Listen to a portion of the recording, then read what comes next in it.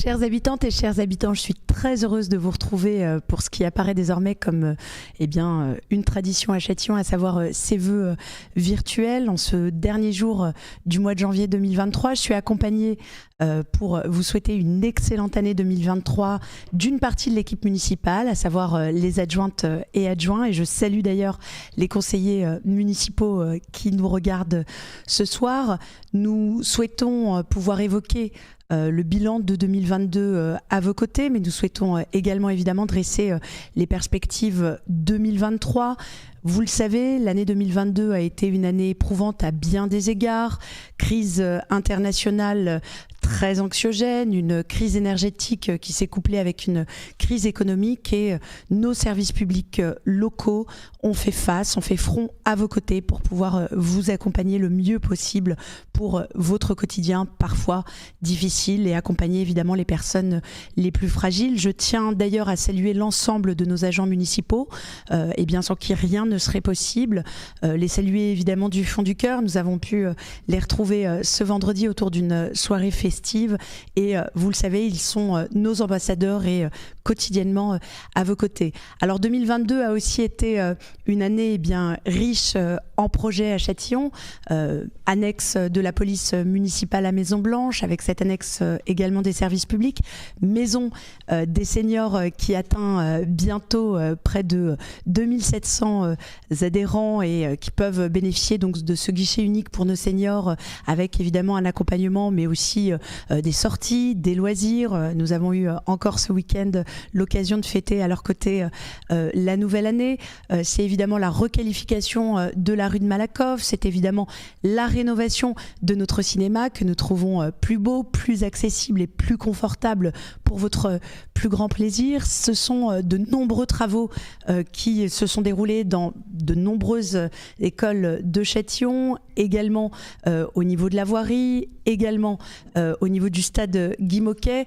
Donc nous allons continuer évidemment, puisque nous l'évoquerons pour les perspectives 2023, mais deux grands projets structurants vont commencer. Cette nouvelle école qui devra accueillir des classes maternelles, mais également qui sera un véritable équipement public à destination de la population, à destination des associations, avec cette cour oasis qui sera ouverte aux riverains pour davantage d'îlots de fraîcheur. Ce sera évidemment en centre-ville l'agrandissement, la requalification totale de notre médiathèque en grand établissement culturel avec une ludomédiathèque, puisque là encore c'était un véritable besoin de nos familles. Et puis Châtillon que nous souhaitons une ville où il fait bon vivre. Nous y travaillons à travers les différentes modifications du plan local d'urbanisme pour maintenir nos espaces verts, pour accroître notre végétalisation, pour encore maintenir des îlots de fraîcheur. Nous continuons de désartificialiser un certain nombre de sols. La transition écologique, elle se fait aussi à partir de ce que mettent en place les collectivités. Et Châtillon y prend évidemment toute sa place. Châtillon, ville amie des enfants, puisque nous avons eu l'immense honneur d'obtenir ce titre grâce à l'UNICEF et à partir des politiques publiques innovantes que nous menons pour nos enfants, pour nos jeunes, pour nos tout-petits.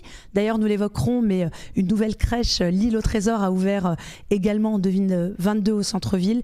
Et puis nous continuons évidemment à accompagner nos jeunes ou les enfants quotidiennement, le kit de rentrée scolaire, le goûter qui est désormais fourni non seulement aux maternelles mais aussi aux élémentaires. Une grande demande aussi de la part des familles qui était de reprendre les séjours de vacances et cette année 2022, cet été, pour la première fois depuis très longtemps à Châtillon, un certain nombre de nos enfants ont pu aller à la mer et profiter ainsi de vacances. Ville où il fait bon vivre, c'est également évidemment à travers les politiques culturelles, les politiques sportives que nous développons. J'évoquais ces séjours pour les enfants, mais ce village d'été aussi, parce que nous souhaitons que notre ville continue aussi de vivre, même au mois de juillet et au mois d'août, avec un certain nombre de temps forts aussi qui nous permettent de nous retrouver évidemment. La fête du sport, le forum des associations, la fête des enfants, le Noël des enfants.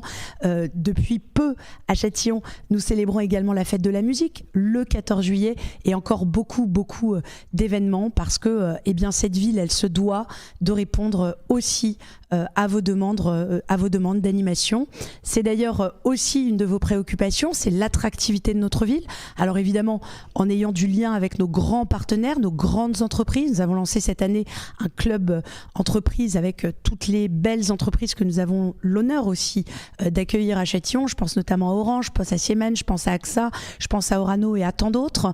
Mais c'est aussi le commerce local. C'est évidemment de permettre à chacun de nos commerçants de pouvoir vous offrir aussi une offre de qualité pour que tout soit à disposition. De nombreux commerces ont ouvert récemment à Châtillon et évidemment nous nous en félicitons. Alors je pourrais évidemment développer encore longtemps ce que nous avons mis en place en 2022, mais je crois qu'il y a quelque chose d'absolument essentiel aussi dans notre gouvernance, c'est la proximité que nous souhaitons avoir avec vous, parce que nous sommes à votre service, avant tout engagés pour vous. Vous savez évidemment où nous trouver. Nous sommes tous les premiers dimanches du mois en permanence sur le marché. J'ai moi-même des permanences, les élus municipaux font des permanences. Et puis, nous innovons aussi pour pouvoir vous rencontrer le plus largement possible. Nous avons mis en place depuis peu une permanence devant les écoles de notre ville le vendredi matin pour venir aussi à la rencontre des parents d'élèves qui, parfois très pressés, n'ont pas forcément le temps de venir nous trouver sur un certain nombre de préoccupations. Cette proximité, elle est absolument essentielle. C'est ça qui doit fonder la relation de confiance entre vous et nous, parce que nous sommes avant tout là pour vous servir et pour vous accompagner sur vos besoins du quotidien. Cette raison qui nous a poussé à travailler encore sur la communication et l'information à votre destination. Il y aura cette année une refonte totale et complète du site internet de notre ville qui est quand même un petit peu obsolète, et je sais que pour toutes celles et tous ceux qui cherchent de l'information, c'est pas toujours simple, c'est une remontée que vous nous avez faite. Et enfin, une promesse de campagne là aussi à laquelle je tenais, c'est la mise en place de cette application Mon Châtillon qui va vous permettre d'être encore plus connecté avec notre ville, avec nos actualités, mais aussi de pouvoir nous alerter sur des problématiques de voirie, des problématiques de dépôts sauvages, pour que nous puissions encore une fois agir avant toute chose pour vous et pour améliorer votre quotidien.